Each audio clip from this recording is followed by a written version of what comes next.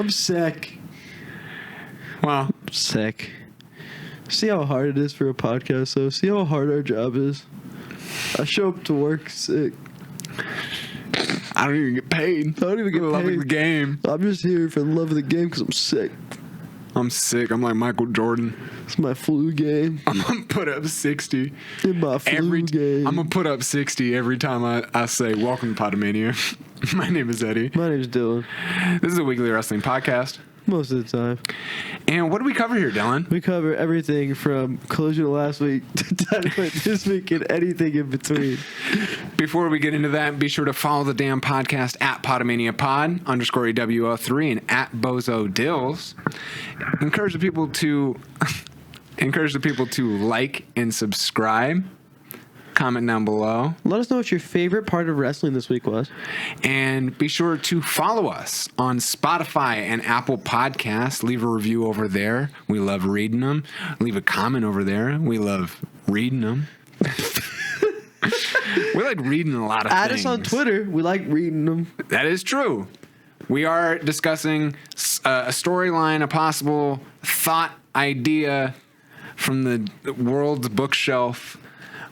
From our Twitter and X. So if you tweet your thoughts and ideas on current storylines, we may talk about them here. Kind of like you guys told us to talk about TNA's debut episode on AMC. It was not it good. It was something. It was something. In the words of, it was something. Yeah, it was 30 minutes of wrestling on a 2-hour wrestling show. I featured Perez Hilton, Dylan, pink-haired Perez Hilton, the original influencer. I did not know that. Featured Fandango JDC's retirement match. You are hitting the microphone. You're hitting the microphone. That's how you sound. That's how you sound to me. I'm sick. Okay, I'm trying to get cozy. I gotta sit here for an hour. I'm sick. I'm gonna get cozy. I'm sick as the bookers at TNA thinking this was good wrestling. Dude, I just can't believe that they were just like, I know where we should have his last match. We should have it on TNA. Dude. Oh, dude. What are we talking about? Not only that, but they went overtime and announced their main event of Genesis, which was a Texas death match between Mike Santana and Frankie Kazarian with Nick Nemeth, FKA Dolph Ziggler, as the special guest referee. But did you see those shorts? Did you see those shorts? I saw his cock in it, They were so short. They announced that on social media, not on TV. And we wonder why Westside Gunn's thinking about buying he feels bad for these guys. Yeah, I feel bad for these guys. I feel bad that I wasted the time to think about watching this. It is. I watched the highlights, bro. The highlights were 12 minutes, and I was like, wasn't this a 2-hour show? Of 30 minutes of wrestling. Yeah. Might I remind you. The fact that's a 12-minute highlight tape. 6 of it was wrestling. 6 of it was what they were saying. That sucks. I know. When you are offered... Yeah, I like my promos with the side of wrestling. I love promos with the side of wrestling. Not wrestling with the side of promos. No.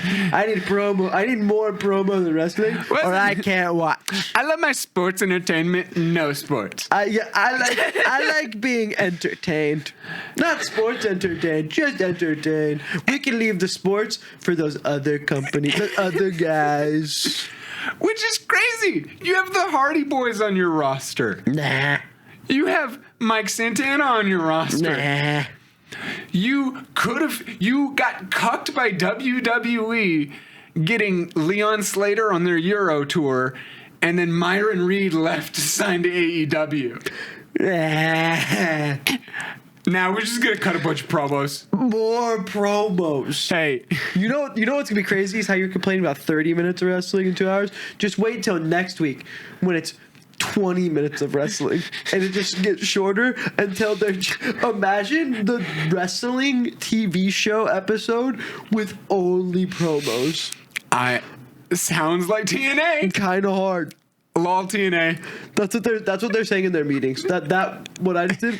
I think we need more promos, guys. I think we need to take the Netflix approach, where nobody's actually watching the wrestling. We just need to explain what's going on in these storylines. Well, they're all watching on their phones, anyways. They're all on the phones. They're on the phones, and since they're on their phones, that means that you're probably in picture on their iPhone. So you need to say everything 3 times, so that they really understand and hear it all 3 times passively. No, I think TNA would be saved by the curator of curators, Westside Gunn. He's trying to turn this into super culture, as he put it, and really open the forbidden door, spelled with a 4. Forbidden door, like the forbidden door. And so I think that's how that fucking phrase makes me feel. All of you who say it, shut the fuck up. What's your forbidden door matchup? It's not gonna happen. It's not going to happen, but I do think TNA... I'm going to clickbait. I want to make everybody watch my video. How can I do that? Forbidden door matches. I would like and all the fucking Google ad. Oh, did the Seth Rollins versus Hangman Adam Page? SickU is unhinged. I'm just tired of it, dude. It's my whole Twitter feed the last week. I don't know why. These, I think TNA would be saved by a little bit of like classical music. Maybe every once in a while, like Smoke Dizza comes out, smokes a blunt with Mike Santana. It's just crazy to have your debut episode tank so hard, be so bad. Because now every episode after can be a 10 out of 10, and I'm not gonna know. It is, yeah. Is that how Monday Night Raw felt for the entirety of like the guest host era? Yeah, dude, the guest host era was fucking buns, but I ate up every bit of it as a kid, man. Yeah. Seeing McGruber host Monday Night Raw. Shaq was hosting. Like I really want to know what That's the thing. Westside Gunn buys TNA, Bun B becomes the special director alongside Santino Marella. They are the general managers of TNA. Okay, no, I'm listening. And we see fat San Antonio women, like the Nitro Girls. Dude, you brought up the San Antonio women on the React episode too. Do you need to talk about something? I think love Charles Barkley. Yeah. You know what TNA needs to do? They need to get Charles Barkley on commentary. Yes. And that's how you get me back. Okay, we're cooking here. And it's a 20-minute Charles Barkley promo. Honestly, if you cut out more wrestling for Charles Barkley to have his own 20-minute spot, I'd be in. I will say, it is nice seeing a wrestling show that gives both men and women equal amount of wrestling time. Yeah, like 15 minutes each. That's pretty good. You know what? That's a step in the right direction. Dude, I don't get it, man. I don't get how you can take that bad. You have Ash by Elegance on your roster. Sorry. FKA Dana Brooke. Yeah, that's her name now. What is she going by? Ash by Elegance. She was out there with. I was gonna say she was out there with Perez Hilton, but I think she was out. I think Perez Hilton was out there with the Iconics. The more you speak, the less. The more the episode sounds shittier. Yeah. This is. Let's get into like good wrestling. We can stay here. I mean, we did surprise you. Talking about our React video we just filmed up tomorrow at noon. MJF took on Alec Price at Limitless Wrestling for the Triple B, the AEW World Heavyweight Championship, and we were pleasantly surprised. Man, that was awesome, and I like how everywhere he goes, he's a prick. Like, MJF was just doing shit in this match that pisses me off. And it's the point. I get that it's the point. Yeah. But oh my God, does he piss me off? And I think coming from somebody who has heard of these independent guys, this was your first impression of Jordan Oliver and Alec Price, who are now all elite talent. Yeah, why did Jordan Oliver take his shirt off after the match? He had his shirt on the whole match and then just took it off while his boy was sitting in the corner. Pull my shoulder back in place. Put it back in place. Oh my god, dude. That's just what happens when you're white boy cooling. Yeah, no, no, he was not cooling. Did you see his reaction? When you're the brain, well, that was the butt. Oh, yeah, he was white boy freaking out of the function. He's white boy freaky, and that's coming. and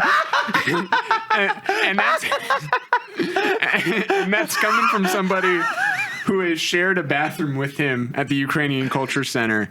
Like, I've witnessed GCW fans, like, fist bump him as he's waiting for a stall. Nice. Him in his damn trench coat. Like... He really thought that would work, and too. he's like a chill... No, he thought the trench coat would work. He'd be like, no one's going to notice me. I'm in a trench coat. In your purple and orange boots. Yeah, I'm in a trench coat.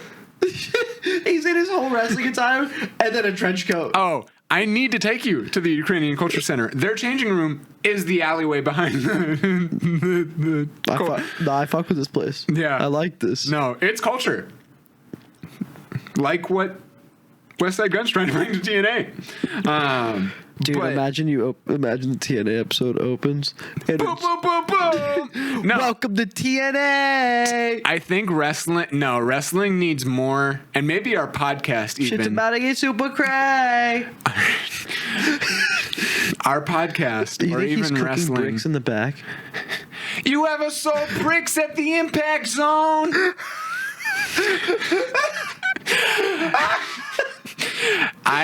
I think wrestling and even our podcast needs more like producer tags. Yeah. It's like Pod-A-Holics. No. Pam Fam. Welcome to the Pam Fam. Pamaholics. We got the pod. I can't get it out of my head just thinking of a TNA episode where it's just all Westside Gunn songs. Yeah. Oh man, I'm in. I mean, Alec Price and Jordan Oliver, getting back to that topic, definitely impressed us, so much so that it got you to watch an FTR matchup.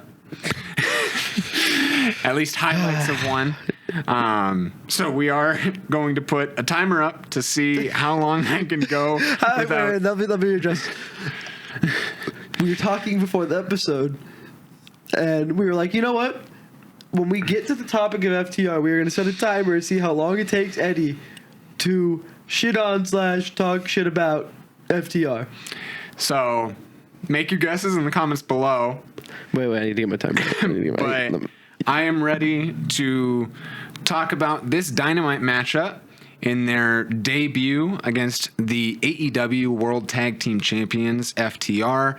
And probably their best part of FTR is their manager, Stokely Hathaway, the injured Stokely Hathaway, who was on commentary. No, not just injured, in a wheelchair. Asking for donations just on weekly TV. So he's sitting there in the wheelchair and he's like, helpbigstoke.com. That's what the website looks like. Just a by the way, just like a funeral service. Can you please show that to the people? That's awesome. Helpbigstoke.com. Big Stoke needs your help, and then it does say money allocated to be announced. It's just his Venmo, by the way. So I think that does give us a little bit of permission here to flash ours. I'm sick. I'm sick. I come here every week and I work for you, so you can go to helpdylan.com and he's gonna flash him on screen. It's just a tiny URL that forwards to your Venmo. Exactly. But can you believe that he just did that on TNT? I don't know if like on HBO Max and TNT, he just flashed his Venmo. Basically, I donated to it. I donated $3 to Stoke. Really? you're tithing to Stoke. Yeah, I'm tired. It's Yuletide. Given 10% to the current AEW Tag Team Champions. They took on the current GCW Tag Team Champions, people who did not relinquish their titles as they left the Indies, the real indie gods. Fuck you, Matt Cardona. That's how you say. You know how much money he's making off those fucking toys, dude? They bring more of that quick indie style to AEW. The Busta and the Brain had an excellent bout against what was their name? Bald and not bald? Yeah. Does that count as shitting on them? No, that's just pointing out physical traits. I think that's pointing out physical traits. I'm not going to do that. They do showcase their talent in a less than 10-minute matchup. Ooh. You're doing good. Okay. You're doing good. They are, they put the kids over in most of the matchup, maybe in like 6.5 minutes of it. And as soon as they were kind of setting up for that shatter machine, FTR pins the Busta in the Brain. And I don't know. Fuck you. Why? Couldn't you give him a little bit more time if you were not gonna give 3:02? Okay, you made it 3 minutes and 2. Hey, good for you. Okay, that's a new record. That's a new record. I tried my best. As much as the comments disagree with us on TikTok, saying that we are not appreciating the style as much as we should, and they're better than what we give them credit for. No. I think it's not just the wrestling. It's the shit like this. No, I'll do it. When your best part of your tag team is the manager that's funny, you got a problem.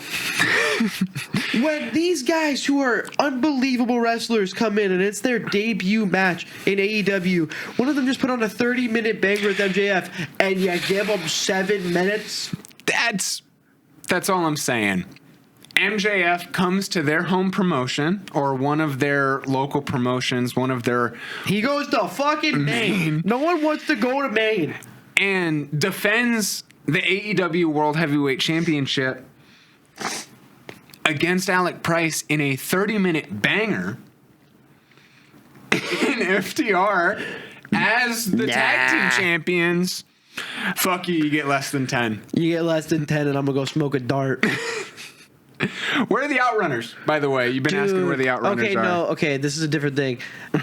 We're watching the tag match. We're watching FTR. And I go, hey, where are those guys with the SIG pants? Because that's how I know them, through Twitter. Where are they at, man? Where are the Outrunners at, man? I wanna see them. I like those guys. Yeah. And I think they're on Ring of Honor. Correct me if I'm wrong in the comments. You will. They'll do it either way. But even if they are on Ring of Honor, bring them back on weekly TV. It does seem like Ring of Honor is trying to bring their storylines onto weekly TV with the grizzled young vets and Eddie Kingston and Ortiz coming to the help of Eddie Kingston on Collision in this tag team match they've been building for the last couple weeks. I've been wanting to talk about this because Eddie Kingston is one of my favorite talents in AEW, and the grizzled young vets making their name back on the European scene and some of that NXT UK. I think they were shortly in WWE for a while, but nice to see them back. Yeah, I'm not the biggest Eddie Kingston guy, and I hate to say it. I hate to say it because I know he's put on amazing shit. Yeah, but I know he's just getting back and it's taking him time, but man, I don't love the style.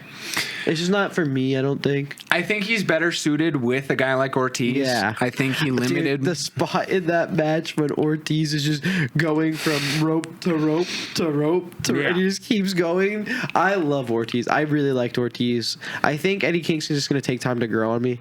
I think that's what it is. Because I feel like most of the reason people like him from what I hear is promo work and work in like real good rivalries, and he hasn't had that since he got back, really. He brings that talent like the independent guys do with their passion in their promos, kind of like how Alec Price built that, like, our confidence in him as a competitor in that world championship match. And I think Eddie Kingston benefits from having Ortiz by his side way more than having a Hook does. Yeah. I know. What? I said, yeah. I was agreeing with you. Because I think, like, Ortiz had... Hook is your friend's annoying little brother. And I don't think Eddie Kingston needed that. I think Eddie Kingston needs someone else with charisma to match him. I don't think you should use Eddie Kingston to bring up the charisma of another person. I think he works well with another charismatic, fun individual. Yeah. And nothing against Hook. That's just not what Hook's character is meant to be. Hook's character isn't meant to be this charismatic next to somebody. He's meant to suplex you and mog you. Like, that's what it and Eddie Kingston wasn't working with that. That's why this works so well, and I think that's why I liked it so much. Bringing that strong style out of Eddie Kingston and then like going against the British strong style of the grizzled young vets. Ortiz gets destroyed in this matchup. Yeah, he does. This does anger the New York cheese ball, and sometimes his anger does get the best of him as he runs in trying from his corner. The referee was not having any of it. AEW is loosey-goosey about that, but not in this matchup. It's so weird. They get so tight in some matches about it, and others are like, no, that's not allowed. Yeah, he does try and get some good defense for his team. Kingston has a great comeback in the latter half of this match, leveling the playing field just a little bit. But the grizzled young vets get desperate, even using their scarves for interference and kind of using the outside to their advantage with steel steps and just barricade shots and trying to outmaneuver the people they think less than. They do try and cheat and blindside Kingston to steal the victory. All this does infuriate the New Yorker, making his chops hit harder. Eventually, Kingston and Ortiz do squeak the victory over the grizzled young vets, but they do have to cheat for it. Ortiz does use the scarf. By any means possible, you got to just get the win. I think that's what it was about. I don't think it's them being heels. Yeah. I think it's just like, we had to get out of there with a win, and they found a way to do it. No, and I think like taking these two competitors who grew up in their own individual ways and how they had to fight on the streets, it's like they don't want to play dirty. They know how people play dirty, and like they want to do it in the most like ring honoring way possible. Yeah. But if your opponents are going to be pulling out those shortcuts, it's only fair. 100%. All is fair and love is war. 100%. This feud is far from over. I'm sure of it. I'm here for it, and it sounds like you are too. 100%. Just to see more of all of these guys.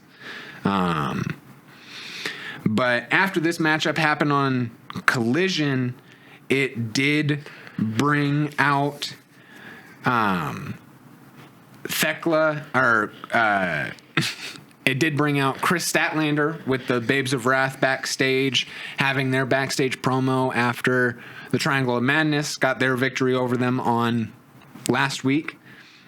Kris calls upon THEKLA, but for the you're gonna cave. You're gonna fucking cave. we talked about pre-episode. I'll let you in on a little.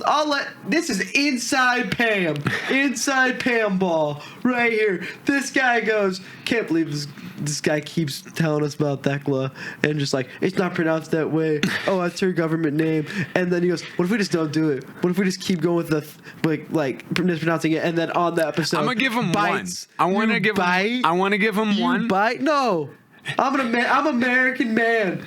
And I'm going to put my foot down. And that's I see THEKLA, I'm going to say THEKLA. I see THEKLA, I'm going to say THEKLA. That's pretty simple. And that's our toxic trait. Yep. Kris calls upon THEKLA to step and find if she wants her world title because what THEKLA thinks is toxic, Stat Daddy likes the taste, is what she had to say. We find out what THEKLA has to say about that on Dynamite, joined alongside the Triangle of Madness. We do set up Willow versus Julia Hart on Collision coming up this Saturday, but THEKLA does call for Stat Daddy's title next week on Dynamite, asking for her world title opportunity, and if she likes the taste of toxic so much, drown in it. And then she spat in the camera. Nice. What's one way to get your point across?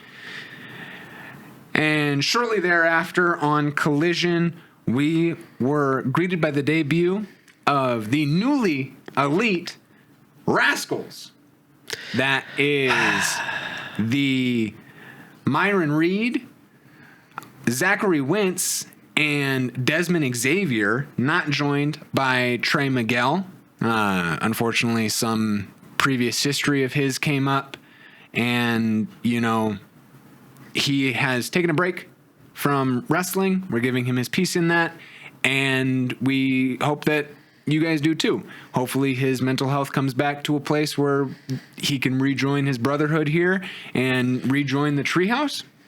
But we are greeted with the backstage interviewer, not Renee Paquette, but I don't remember her name, the blonde,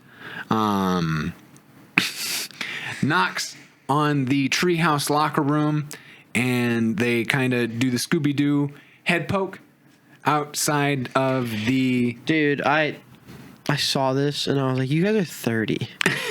You're legit, gonna have this take? Legit, I saw it, and I was like, you guys are 30, man. It's weed culture. Weed culture sucks. We've talked about this. Weed culture is cringe and sucks. And they are doing a bit like they're 16 and getting caught smoking. You're fucking 30. But tell me the ending bit of their promo, smoke 'em if you got 'em. And that's funny. And saying to the interviewer, like, you want to join us? And she's like, guys, I'm at work. And they're like, so are we. That's funny. Yes, but the poking that... the Scooby-Doo ass. The Scooby-Doo ass. Oh, we're smoking. Shut up, bro. You're grown men. But I will say it if you can't entertain that part of wrestling and that comic relief of it, especially when they are like talent, like very obvious talent for the trios division, I think they can get away with some cringe ass weed humor. Yeah, I guess. Also, they were missing a member that got released. That was Trey Miguel. Yes. I just yeah. It was just weird. It was a weird. Apparently, it was a Warner Brothers Discovery decision, very similar to the Briscoe brothers. Yeah. Why they weren't allowed on AEW Weekly TV, just simply because of like their use of like homophobic language in the past, or like anything of that nature. And I think when we are greeted at that standstill in wrestling, we have to observe the person and the people that they are still around. And, if you want to pick and choose your wrestlers that this is cool with, whether that be the Mooses or the Tessa Blanchards that, have not proven themselves, not to pick sides, but fuck those. If we're shitting on TNA this episode, fuck those guys. Yeah. But yeah, they're fucking 30. Like, I don't know. The weed gimmick is funny. It made me giggle, ha ha hee hee. Yeah. But I was also like at work watching it, and I was like, we're doing the like I have to hide that I smoke weed at work thing. Like, come on. Like, it was very eye roll. And like, yes, if it boosts the division, cool. But Yeah. I just hate the gimmick. I don't like the gimmick. I like the wrestlers a lot. Yeah. I don't know if I like the gimmick. Well, we'll see how that grows on you. But I think somebody who has grown on me as she has gained talent alongside the Death Riders and just wrestling herself has been Marina Shafir. She absolutely destroyed Zeta Steel in her singles debut on Collision, and that was kind of obvious, but and yeah, this is a double standard for Alec Price and Jordan Oliver. I pick them when I choose them. But I will say, can we talk about Marina Shafir and like this talent that she's brought up? You know, she is everything WWE wanted Ronda Rousey to be. Yep, 100%. I saw a tweet that said something like that, and I completely agree. She is such a talent and does the MMA style so well in the wrestling ring, and it just is believable. Mm-hmm. She's willing to take the bump. She's willing to get hit. Like, she's get in there with the men. That action, and I love it. She is absolutely on a run with the Death Riders, kind of proving like people's points when they point out like 15 members and Don Callis hasn't gotten a woman around. Yeah, isn't that kind of crazy? Like, how do you have all that family and you haven't had a daughter yet? How have you had that many kids and you don't have a daughter? Marina Shafir has proven herself as an MMA competitor, a sports and not. I was about to disrespect her by saying that, a wrestler. She cares about the culture of wrestling, and when you get in there mixing mixed martial arts and MMA, and I just repeated myself. Yep. Tai Chi. She is everything you want it to be, because she doesn't give a fuck. She does not give a fuck. And she'll let you know that, and she'll prove it to you if you don't believe her. And she'll smother you in her breasts. In all of mother's milk. That's crazy. That's even crazier. That's that's her finisher. I know, but it's just like crazy. Finisher? I thought it was Schaefer. Thought you were gonna say I barely even know her. I thought you were going. No, I do know her. I know the name, okay. and I know not to fuck with her. Yeah, that's fair. Yeah, I know you're right. That's very, very fair. But apparently, the timeless love bombs don't know that yet, because they keep poking the bear. They keep messing with Megan Bayne and Penelope Ford in great tag team action in the women's division, and Marina is helping these like upcoming talent from a Ring of Honor, I believe, get more of a shine on the Dynamite card and against Tony and Mina, who could totally steal the show against you guys if they wanted to, you know? I think it is a great spotlight they have on the women's division, dropping Mercedes out of the picture like we talked about last week and bringing Tony and Mina into this like lower card tag team rivalry, boosting Megan Bayne and Penelope Ford as worthy contenders for the title, because they will at least have single victories over these women. The big thing is like making the women's tag division feel important, right? And show off the talent that they have there, because I think that's the problem with a lot of new titles is they don't set the division, like they don't set the fire under the division like it needs to, but they've done a really good job with the women's tag titles of making it important, making that fire stay there and not letting it just be the tournament and it dies out. Like they're really throwing talent into the deep end on this and are trying to make the women's tag division a real solidified thing. And I love that. Yeah. And I think you really feel that when we get to the Dynamite card here later on with matches like Swerve versus Kevin Knight and Speedball versus Samoa Joe.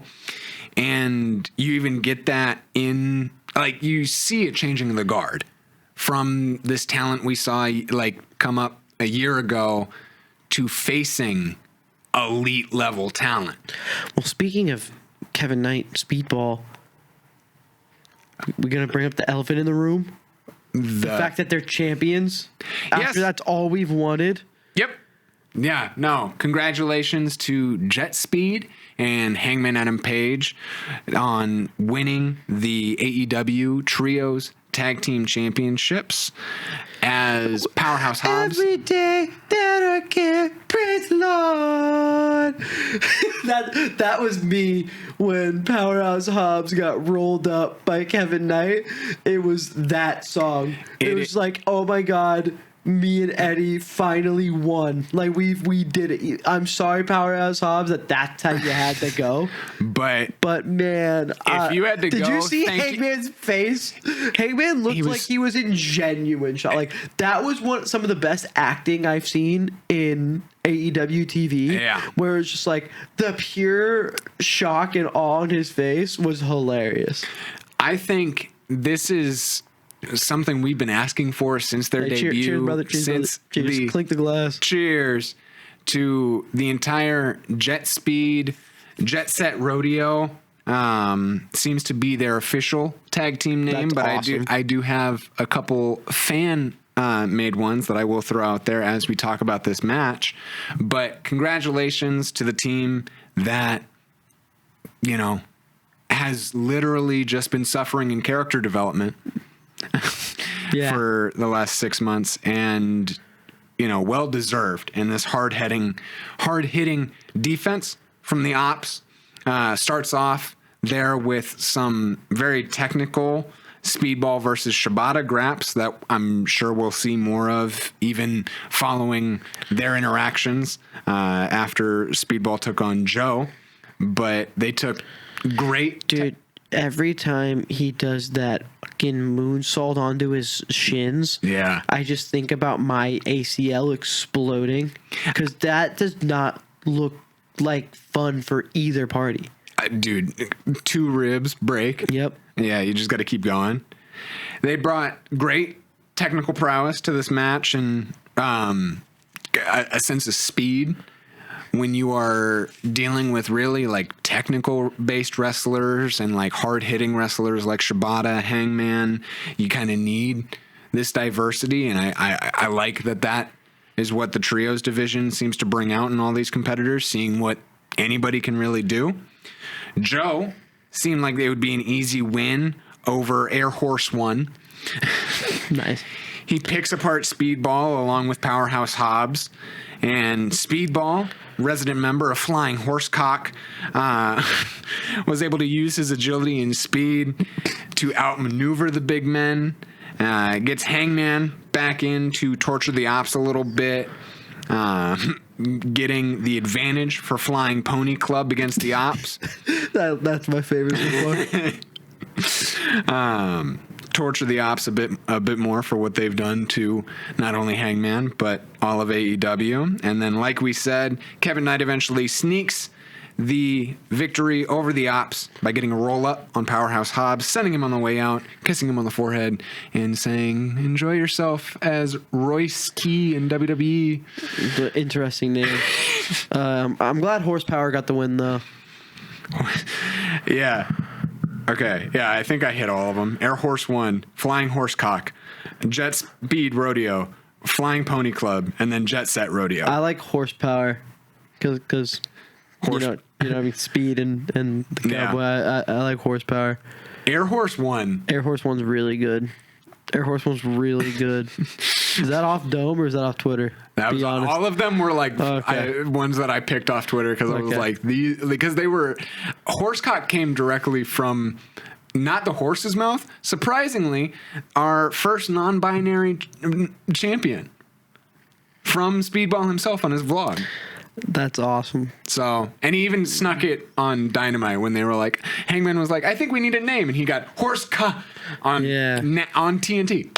And that's good for him. Good for him.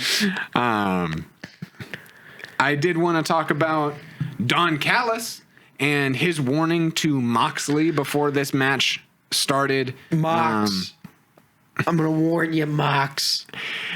That he may be the shortest reigning Continental Champion of all time, as Callis has raised an army. So I thought that the Continental Championship was like a trophy that you could only win in the Continental Classic. No. So they just changed that? You were just confused. No, because I could have swore, bro. No, it's because the... So wait a fucking minute. Yep. If I won the Continental Classic... Mm-hmm. You now have a belt. No, okay, no, let me rephrase this. If I beat John Moxley for the Continental Championship, and then next year's Continental Classic comes up, I have to relinquish my fucking belt if I don't win the Continental Classic, even though I never won the first Continental Classic in the first place? Yeah. That's fucking horsecock. I think the rules of the title, I believe. I feel like we've explained this like 3 different times on the show already. I just don't get it though. Why can I defend it? It got confusing because Okada combined 2 or 3 titles into 1 title. Yeah, and so when the tournament came back around and they needed to make them separate belts again, that's why you're confused. I just don't get it, dude. So why can I defend this tournament trophy? Then why is it a tournament? Unfortunately, if it's a belt. Do you get my confusion? Why are we doing a tournament, a yearly tournament for a belt and not a trophy? True. Well, I think it adds more honor to it because I think if you're doing this King of the Ring, I'm just saying, it's like technically speaking, I could not compete in a Continental Classic and have the Continental Championship and then lose it in next year's Continental Classic. That's just fucking crazy. Well, because you can the Continental Classic, and I believe that belt is supposed to show that you went through the best of the best, and like how we saw Kevin Knight like make himself a star through that tournament. Okay, yes, I agree that. But so it's but then you can just lose that and not have beat the best of the best. You just beat the one guy. You didn't win the tournament, but you beat the winner. I just. It's like beating Mango. Or no, you got no. Move on. No, I get it. Nope, you're right. You're right. No, I still think it's stupid, but you're right. Regardless of Dan Callis, regardless of the shitty rules of this tournament and this belt, Callis has raised an army. Yeah. So even if Okada doesn't hold it anymore, it's going to go back to the Don Callis family. It's just by proxy. It's like 7 rules of Kevin Bacon. How many are 7 degrees of Kevin Bacon? If you think about it, if you roll a dice, you'll probably land on a Don Callis member. But it'll eventually get to him. And when he said he raised an army, all I thought of was Tony Stark saying, "I have an army. I have a Hulk." I have a Hulk. Moxley just being like, I'm Moxley. I got a Castanoli. I have CTE. Moxley says the Don Callis family is a complete different sense of business than what the Death Riders do, and they care about money, not actual talent. Even though they do budget cuts like releasing my boy as head shiner. Head shiner. It's crazy. And if Takeshita wants him, he can come and find him. And as he gets into Don Callis' face, he is attacked by Lance Archer and Rocky Romero, setting up for their Death Riders versus the, again, Scooby-Doo-ass villains of the Don Callis family. Yeah, no, don't even say the Scooby-Doo-ass villains. It's like the B team of the Don Callis family. It is Hechicero, Lance Archer and Rocky Romero. I said what I said. The B team of the Don Callis family. And that's giving them a lot of credit. Yeah, it's probably closer to this. Hechicero is pulling a lot of weight in that. The only reason it's B team and not C team is because Hechicero's there. If it was like anyone else, it would probably be the C team. I do think that match did lead into a preview of what we have to see in a future Anarchy in the Arena match. And like we said at the beginning... So that's a 5-on-5, right? I believe... I don't know if there's direct rules like that. Okay, I don't know. I'm just asking a question. And the thing is, I don't know either, and I don't feel like rule checking myself. I don't want to rule check either. So I'm just going to say it's a group match. It's a group versus group match. So who's going to be the girl? I don't know if there's... They're just going to have it be arbitrary number 5 or 6. Yeah. 5 men versus 4 men and a woman, presumably. Well, this is where I wanted to bring up at J_lights_out comment from Twitter. He did tweet at us while Collision was going on saying, does Darby Allin join the Death Riders to take on the Don Callis family? And I think that's the perfect opportunity to, because Marina can get involved. I read that and I out loud went, Moxley tried to fucking drown it. And then he's going to become friends with him? You know how mad I'm going to be? As a grown man. If another grown man tries to drown you and then you become best buds after... I think both of them have the... No, dude. Both of them have the love of the game trait.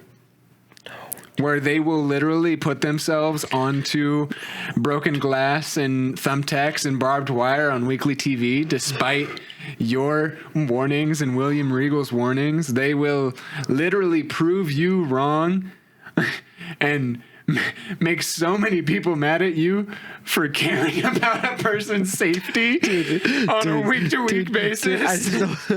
I just don't think that every week there has to be a spot that I go, ugh.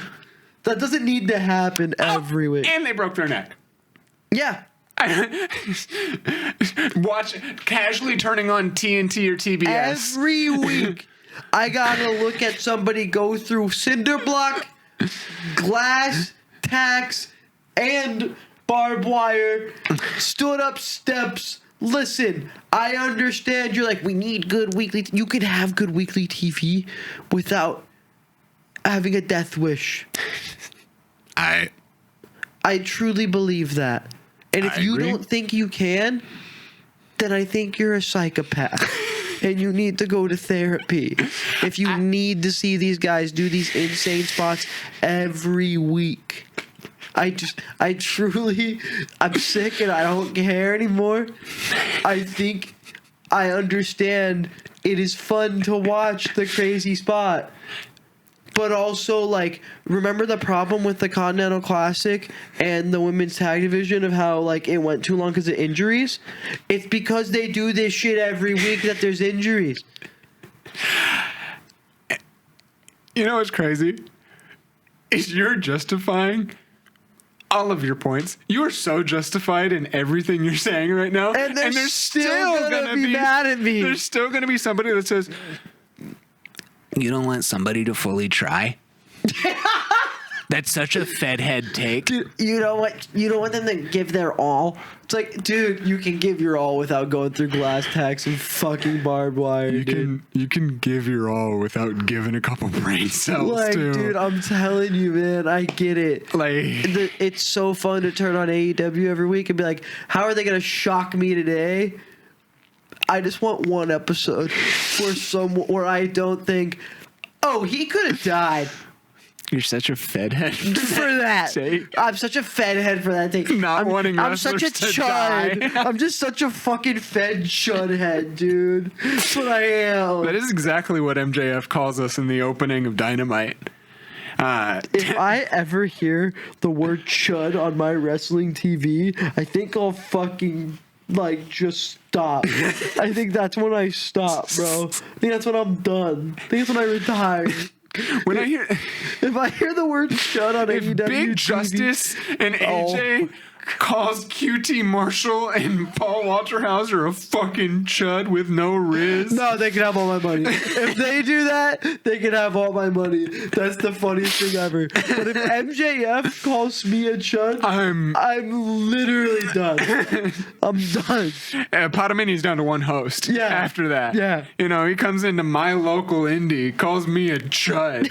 Dude, You guys are never seeing talking me. about MJF, can you believe that kid tried to push and fight MJF at the indie show? Hey, That's awesome. worth it. Worth it. 100% worth it. There's my 5 minutes of fame. Kind of how MJF opens up Dynamite saying he's the best wrestler on God's green earth. As world champion. I'm actually the one 2/3 water, so God. Imagine just some stupid fuck says that. As AEW world champion, he plans on defending on indies like a Ric Flair and a Buddy Rogers once did, proving there's a long line of losers waiting to find out that 2026 is the year of the devil. Then he's interrupted by Brody King. Holy shit. Yeah, dude. Like, what? I wasn't expecting this. Yeah, no, I'm not gonna lie to you. I was watching that promo. I was like, man, I wonder who's gonna come out like Swerve or like, Dude, like Kenny Omega trying to set up that because- match. I was even like, hey, if I can reach in the dream bag, maybe Kyle Fletcher. Oh, Brody, that's Brody King's music. Starts barking at the devil himself. I was in shock. Shivani says, "Good luck, buddy." As Maxwell is met face to face with the big guy, who stated that he would take pleasure in ripping his spine from Max's chest. I'm sorry, if somebody looks me dead in the eye and says, I would take pleasure in ripping your spine through a hole you don't have yet. In your chest. I'm going to piss a little. I'm gonna pee my pants. And then I'm going to leave. Yeah. I'm going to leave him alone because that's a threat. Yeah. You know? And it's a valid one. It's a valid threat. Like, I believe he could do that. Yeah. He would never do that. Unsanctioned, of course. I don't know about that. He would never do that unsanctioned, of course. Okay. You know, he has morals. MJF how much isn't... more? No, how much morals do you have to say that you're gonna rip someone's spine out of their chest? That how do you think of that? Him saying that both to MJF and your local ICE agent. Yeah, like Hell fucking yeah, brother. Yeah. Hell yeah, brother. I'll drink to that. Calling both of those guys just a bitch. He wants to do it like a man in a match. Maxwell politely declines. As you can see, a little pee dribbled down his pants. He does whimper as he is trying to say that Brody is all bark and no bite. Yeah, saying that to Brody King is crazy, by the way. That is absolutely insane. And says that he hasn't beat elite level talent enough to get a championship match. Trying to get into Brody King's face, and he barks MJF out of the arena, getting the whole crowd to bark MJF to the back. And MJF does tell the production team, quit the barking, play my music. Yeah. He is Awesome. He's a little bitch, but he is our little bitch. He's so good at it. But he's so good at it. God, it is so good just seeing a pussy in a Burberry scarf With the AEW championship. Hell yeah. It just works. How does he do it? Now, going into our opening contest of AEW Dynamite, we did have Samoa Joe from the Ops take on Speedball Mike Bailey. You know, that match was a quick hitter. Like I feel like it was exactly what I wanted it to be. Was a quick hitter, just like in, out. Hey, we're gonna kind of build this trio's rivalry between this group, and I like it. I will say, as soon as they announced both Samoa Joe versus Speedball and then Swerve versus Kevin Knight, I said, oh, they put the titles on them just to take them out back. Oh no.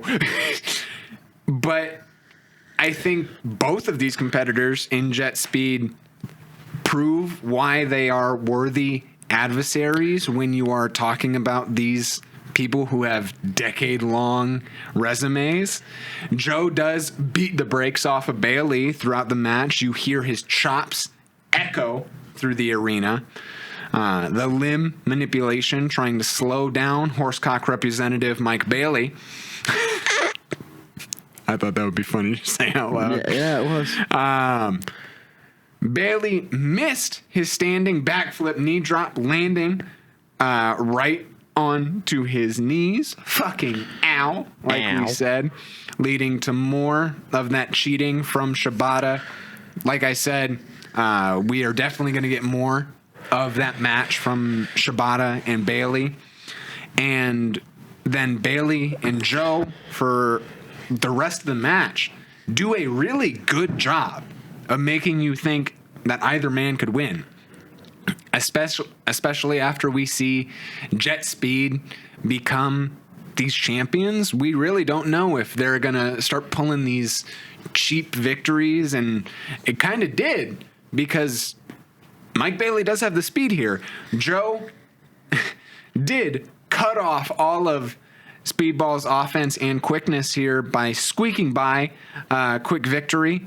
I mean, just good job using the distraction from Shibata and making Bailey not look weak in a loss. Yeah, because especially with that help from the outside, kind of shows that they're not done with the ops. Yep. They are cheating to win, and not in like a way of the Don Callis family where it's like we hate that they're cheating because they're so bad and there's only a couple of them that are like, they are cheating in a way that is cool. Yeah.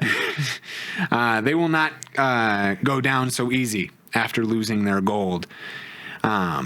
Speaking of the Don Callis family and the Death Riders, we will see John Moxley and Wheeler Yuta, as well as Daniel Garcia, take on Hechicero, Rocky Romero, and Lance Archer, the B team of the Don Callis family, in this street fight. And, you know,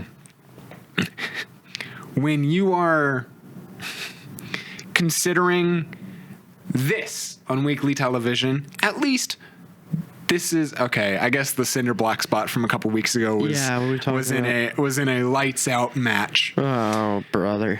But even with like Kenny Omega and Josh Alexander later on, they pulled pull and expose the concrete outside the ring. So really, where's the line? There's none, bro. And then everyone's gonna call me a stupid fucking chud because I just don't want these guys to get injured as much. We'll say it does give you a hint on what's to come for a possible Anarchy in the Arena match, and especially when you consider that Don Callis family isn't like giving all like the real talent a shine. I think Hechicero, and I think I underestimated Lance Archer a little bit earlier. He's definitely grown since his appearance in SmackDown vs. Raw 2011. Yeah.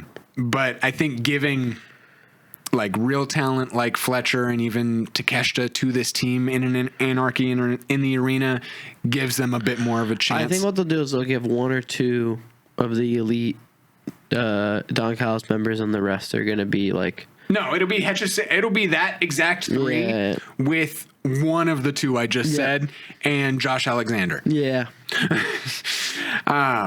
Daniel Garcia, although does amazing. He does get a great spotlight here in this match with the Death Riders. Commentary even noting how his offense has gotten more intense and vicious since joining and ditching Daddy Magic. Yeah. And the three men getting all their clotheslines in on the Murder Hawk Lance Archer was great, because it really does show, even when you are greeted with the B team muscle, we're still stronger than you. Yeah. And then you're greeted with my favorite Benny Hill wrestler, Rocky Romero. Yeah, dude. And this is, you know, it's his shtick that he's had since PWG and Ring of Honor, and it does bring a certain sense of comedy to the Don Callis family. Like, I love that Roppongi Vice does provide that, but it doesn't match the comedy of a Don Callis, because Don Callis's comedy is not indie style comedy. No, it's not.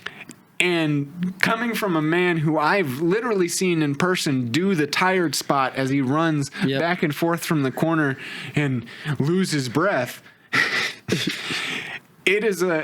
Rocky Romero is a wrestler you almost have to watch at 2x speed. Yeah.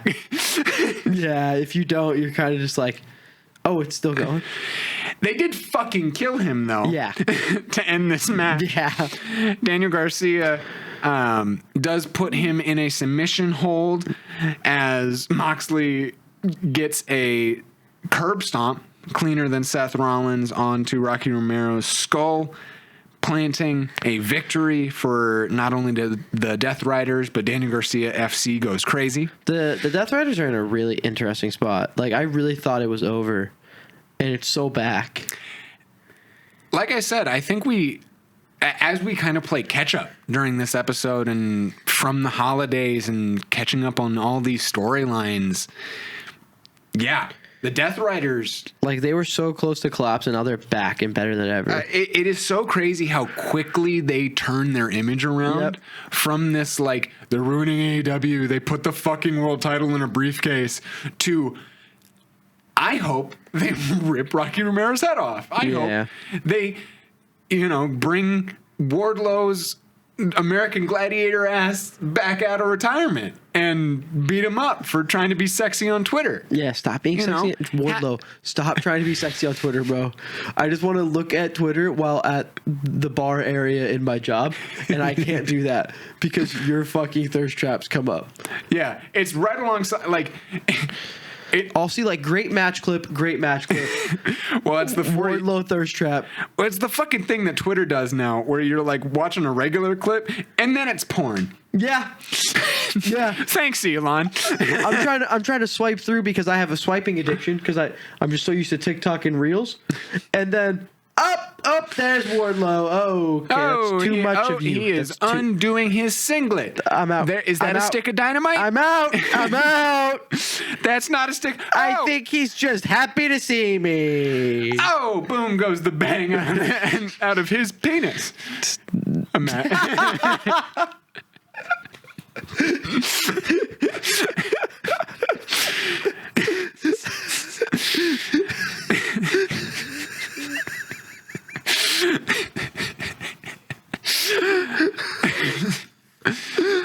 And I think as we talk about... He's going to try to get past that one? I just think, we need to let that sizzle. Like, I'm going to let it... Like the fajitas at Chili's? No, it's more like...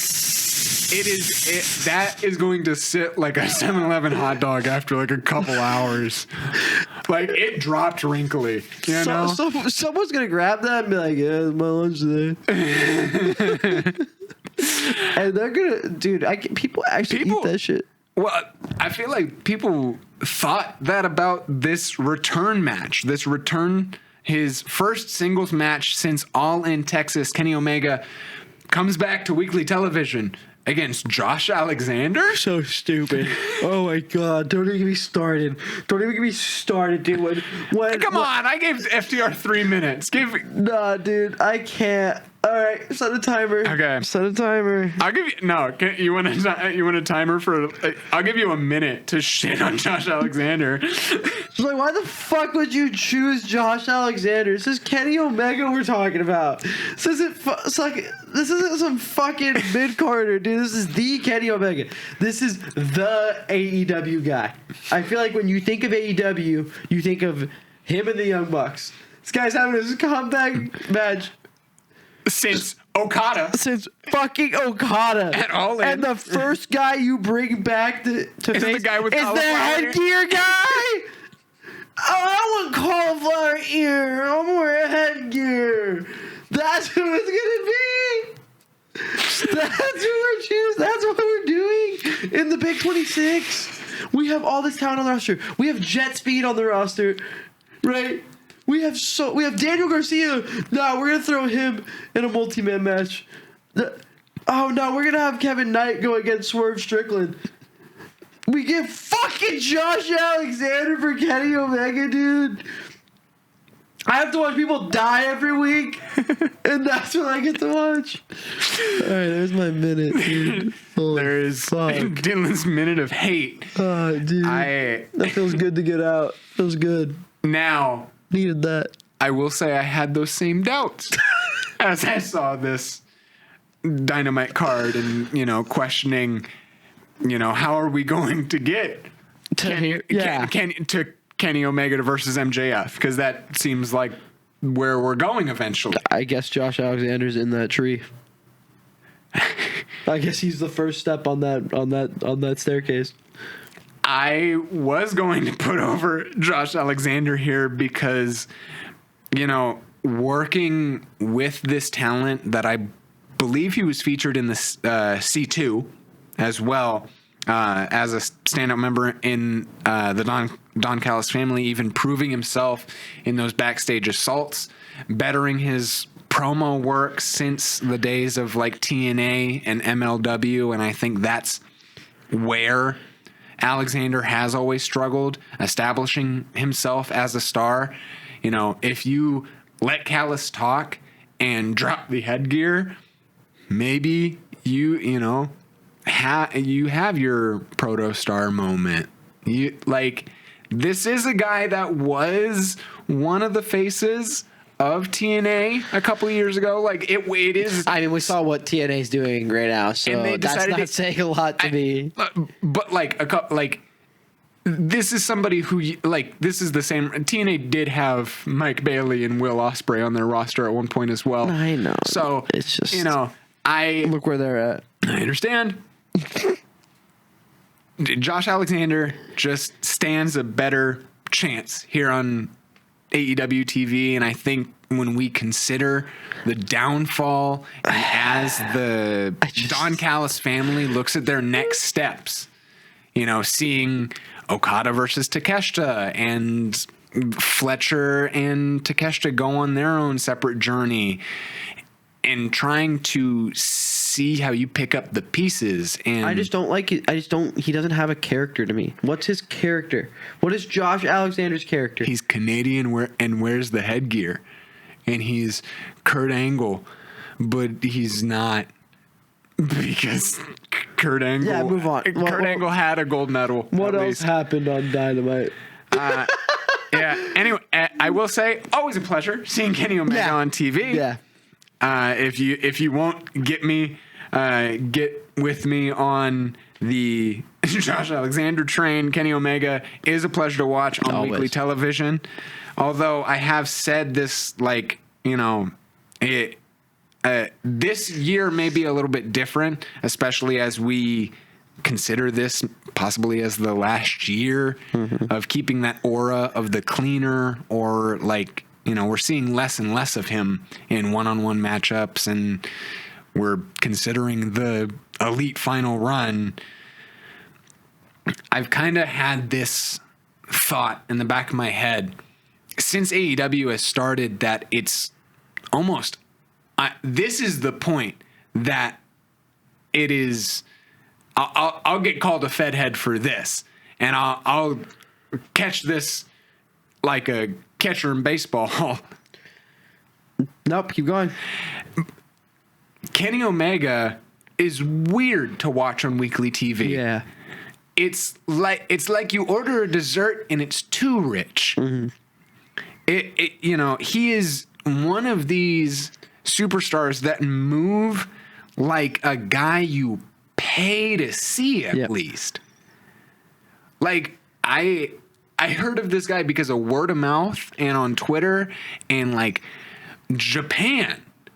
Like he made Japan a thing, like Japanese wrestling a thing in my head. Yeah.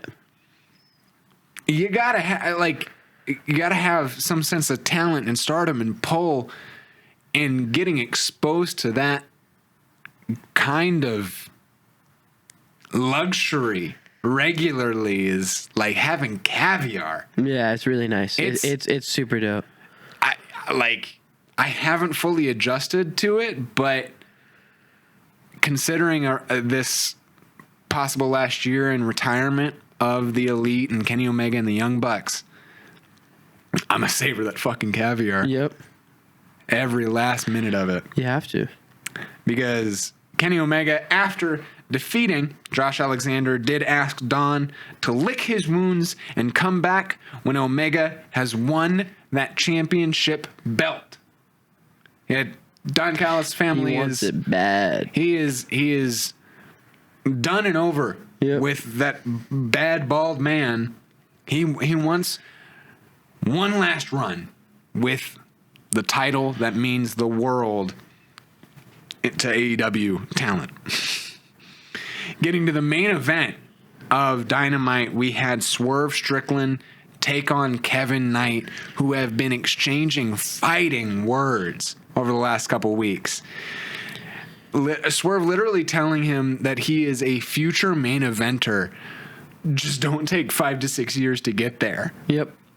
After people like Wardlow and Powerhouse Hobbs were promised that position and didn't quite get there. It is almost taking jabs at your own talent and jabs at WWE and just... No, it's the right thing to say, though, where it's just like... It is... We say this to a lot of people. Don't be one of the people that we regret saying it to. Yeah. And then going out there and proving why you're not, why you are the guy that we think you are. That match was amazing. He's just so athletic, and every time you watch his match, you get that same, oh my God, he has that. Dude, if you didn't believe Kevin Knight was a star before this matchup, it should prove it to you. Like, if you didn't believe it in the C2, this is the match to watch. Yep. With a quick little breakdown, stop me if you need anything. You did watch the highlights of this match, but Swerve starts this match really arrogant. No, I this was one of the matches I actually got to watch. It was really good. I think the one thing I'll say is it's very interesting to see the way that they play their characters in this match. Like where Swerve you see Swerve slowly, oh, this guy's got it. Yeah. Oh, I've been playing around too much. It's time. Like kind of seeing that evolution through the match is really interesting. Kevin Knight gains momentum through this match, matching the groundwork that Swerve greets him with, and eventually outworking him through agility, jumping over the ring post at one point, doing things I've never seen before. It almost looks like Kevin Knight stands a chance until that echoing chop from Swerve to the outside. I like that. Ow. It is impressive what Swerve can do. Bringing this match to the outside, Swerve takes the outside advantage with steel steps and dangerous, like, throw over spots to the apron and even, like, pile drivers onto the barricade. He almost dropped him. That was almost bad. Yeah, it is. It looks like Swerve is trying to just do anything he can to get the better of this young talent, and MJF recognizes both of their black excellence as they go to commercial. Dude, he's sitting me when the cuck chair turns into the cuck suite. Like, dude, he's just sitting there by himself with the belt, just watching these two guys fight, just looking angry the whole time. MJF, he did that a couple times throughout the night as he watched Kenny Omega, and he did that as he watched Samoa Joe as well. And I think that's a really interesting looming eye in the sky as your world champion. He's just sitting and watching in the suite. It's so funny. Because you are so far away. You're not in the back watching with the rest of the talent. You're cucking yourself, like you said. Cucking yourself to luxury. Watching who you consider peasants and jesters entertain you. Because you're not going to give them a title shot anytime soon. None of those guys are going to. I got to go fight some other guys.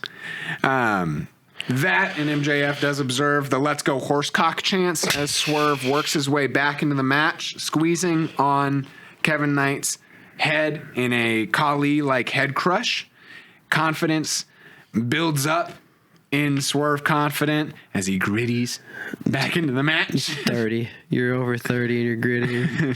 Some of these grown men in AEW just doing fucking gritties and smoking weed. What's going on in this company, man? AEW's Frieza dissects the young talent as Swerve gets a second wind against now tired Kevin Knight. Flatliner into the house call setup. Swerve misses Knight, nearly dodges his end there.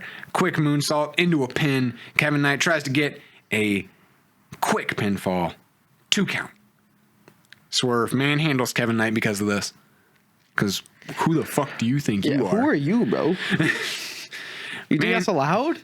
Manhandles him all the way over to the other side of the ring into a top, all the way to the top turnbuckle into a avalanche sunset flip from Kevin Knight, getting another 2.99 count. 2 men meet, standing up on the apron, exchanging blows. Death Valley driver from Swerve, blowing Kevin Knight's back out. Pause. He's desperate to put this match away. Using the outside to his advantage, like we said, this is actually where that pile driver on top of the barricade drops the Jet onto his damn head. Swerve rolls back into the ring, confident that the Jet is down. The Jet is crash landed. Kevin Knight barely rolls in at a count of 9 and is greeted by a dragon sleeper. Yeah. Barely any gas left in Kevin Knight.